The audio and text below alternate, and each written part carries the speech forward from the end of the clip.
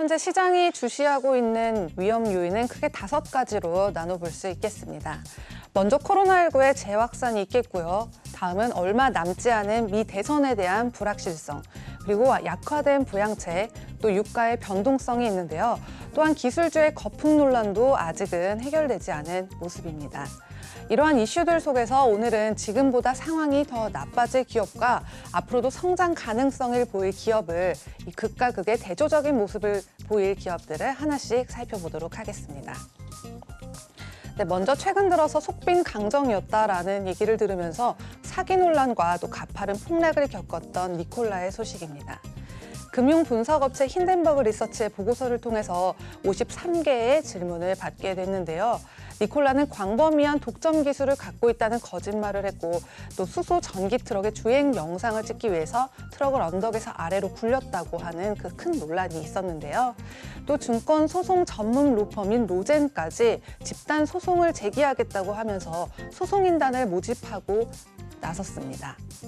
네, 주가를 살펴보시면 굉장히 롤러코스터 같은 모습을 보이고 있는데요. 상장 전에는 35달러 선으로 출발을 했지만 지난 6월 상장한 뒤에 사상 최고가인 93.99달러를 기록했고요. 이어서 9월 초에는 GM의 투자 소식으로 다시 40% 이상 뛰어 올랐지만 상승분을 모두 반납했습니다. 그리고 지난주 금요일장에서는 하루 만에 14.5% 빠진 32달러 선을 기록했는데요. 오늘장에서는 보고서에 대한 반박으로 또다시 전장대 매일 11.39% 상승한 35.79달러에 마감하면서 큰 변동성을 보이고 있습니다.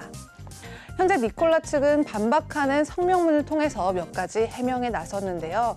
먼저 힌덴버그 보고서에 대해서는 트럭이 자체 추진으로 움직인다고 언급하진 않았고 또 독일 부품업체인 보쉬 직원의 발언을 잘못 인용했다고 했습니다.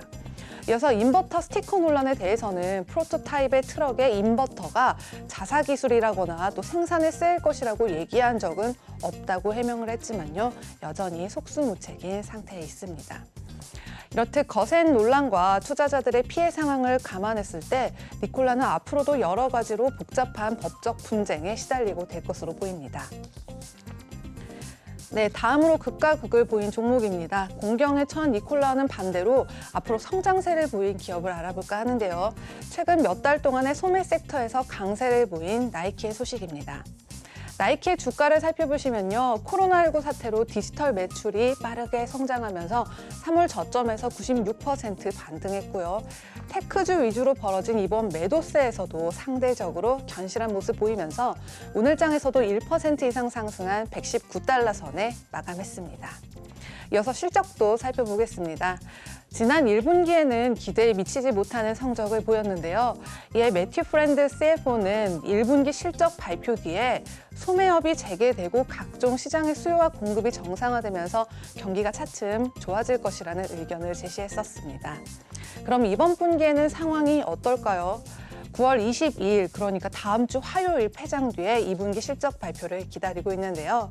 애널리스트들은 지난 분기에 기록했던 주당 0.51달러 손실에 비해서 크게 개선이 되면서 0.39달러의 순이익을 발표할 수 있을 것으로 예상하고 있고요.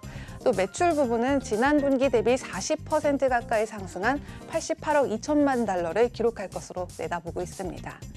여기서 특히 관심을 끈 것은 바로 전자상거래 관련 데이터 부분인데요. 지난 분기에 75%라는 전례 없는 상승폭을 기록했기 때문입니다. 네, 그래서 35명의 분석가 중에 28명이 매수 의견을 보이고 있는 만큼 당분간 순조로운 상승세를 이어갈 것으로 보입니다. 지금까지 글로벌 금융시장 심쿵 브리핑 펄스였습니다.